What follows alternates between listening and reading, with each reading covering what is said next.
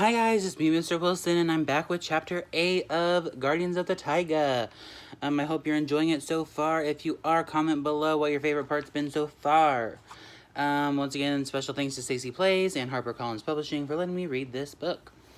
And now, on with our main programming, Chapter 8. Stacy's dreams were fueled by intense heat from the cave and by the real lyrics to that lullaby, which she seemed to have dug up from her memory. Mockingbirds flitted about with wings made of diamonds, while billy goats and dogs chased each other through the fiery castles. Every once in a while, she became aware of wolves moving around her. At one point, she could feel Tucker licking and cleaning her scratches, while another wolf, Noah probably, washed her blister skin with cool water from the river. Too tired to even say thank you, Stacy drifted off again. Later, she tried to open her eyes when Everest pushed a piece of bread toward her lips. Only then did she realize she was ravenous. She chewed slowly, too tired to move. After she had swallowed a few bites, Everest seemed to be satisfied. He lay down next to her again, and Stacy blocked out the bright sunshine at the cave's entrance by burying her face in his thick fur. She briefly wondered how the wolves could do anything at all besides sleep, but they had always had deeper energy reserves than she did. She drifted off again. After some time had passed, Stacy slowly became aware of the sounds around her. Birdsong reached her from the outside of the cave entrance, and there was the quiet, steady breathing of her protector. Without even opening her eyes, she knew that Everest was keeping watch over her. She dragged herself up to a seated position and looked around.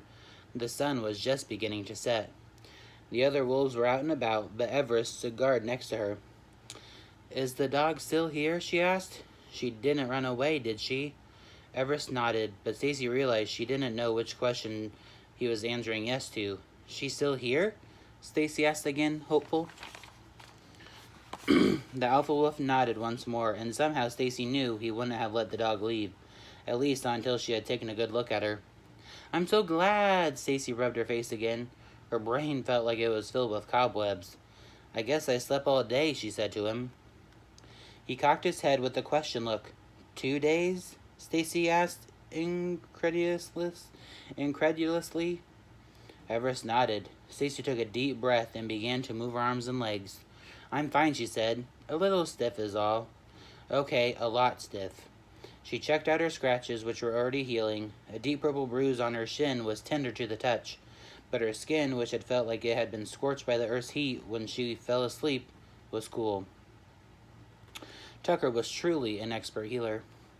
Everest nudged the water bucket in her direction, and Stacy lifted it for a good long drink. Then she ate... Sorry, my video was pausing. Then she ate the rest of the bread. Everest waited patiently for her to finish before trotting back toward the back of the cave. When he returned, the little dog was with him. Her reddish-brown bushy tail wagging like crazy, the dog jumped into Stacy's lap and started licking her face. Before long, Stacy was giggling. "All right, settle down, you crazy girl," Stacy said, giving the dog a good scratch. It took a few minutes, but the dog settled in her lap, her head on Stacy's knee. She eyed the cave's opening with a curious expression, as if to say, "What's next?" Too tired to do anything else, Stacy grabbed a book from the shelf above her head and started turning the pages. She settled into one of her favorite chapters, enjoying the feeling of being home, being safe, and having a dog in her lap. The wolves were much too big for that. Stacy already knew this dog was fearless, having stood her ground against the wild wolf pack and jumping over the magma to safety. It turned out she was also quite smart, using her nose to help turn the pages of the book at exactly the right intervals.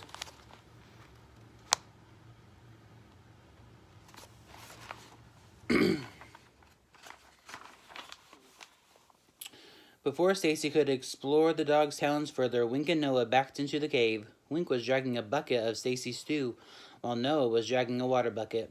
Addison, Basil, and Tucker weren't far behind. There was a little celebration that they all saw that Stacy was awake and unhurt, and she took a moment to greet and thank each wolf for their help with the rescue, and for taking such good care of her and the dog. Then she dished out the stew to the 6 bulls, saving some for the little dog. She checked for a spare food bowl and settled on a broken plastic canteen a camper had carelessly thrown into the woods after it split in two, forming 2 receptacles. Humans. Stacy almost growled when she thought of the word, but the camper's careless disdain for the forest did come in handy time and time again. The makeshift bowl was the perfect size for a small dog dish. Stacy filled it with stew and set it down in the same row as the wolves' bowls. "Come here, girl," Stacy said. "Dinner time." The dog understood and she ran right over. Stacy kneeled next to her to watch her eat. She didn't know what the dog was used to eating, but she slurped up the pumpkin chicken stew in 2 or 3 bites.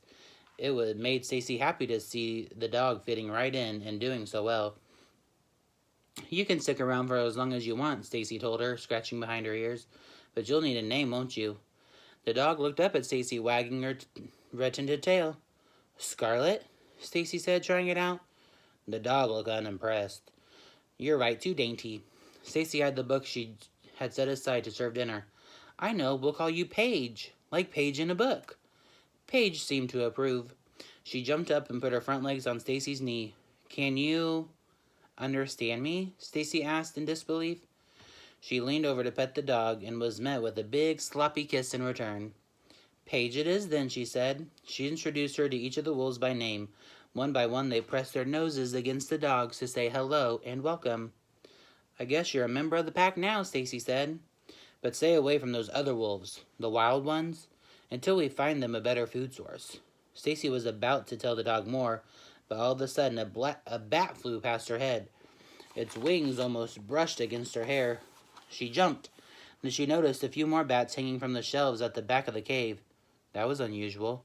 She had worked hard filling the holes in the cave walls with mud to try to make it a place that bats didn't want to inhabit. She believed that all living creatures had a right to live in the forest, except the humans who wanted to hunt or build or destroy. But bats had a habit for startling her. They came out of nowhere and disappeared just as quickly. Stacy would never say she hated any animal that called the taiga home, but secretly, she did hate bats. A lot. "That's weird and annoying," she thought. "At least they'll all be outside for the night soon." And she turned away, not noticing that Paige's ears swiveled each time one flew by. Okay, that's the end of Chapter 8. I hope you're enjoying it, and I miss you guys so much, and thank you for letting me read aloud to you. We will have shorter read-alouds of a picture book where I'll be showing more details. This chapter book is just fun and doesn't have that many pictures. So, hope you're enjoying. I miss you. Love you. I'll see you soon. Bye.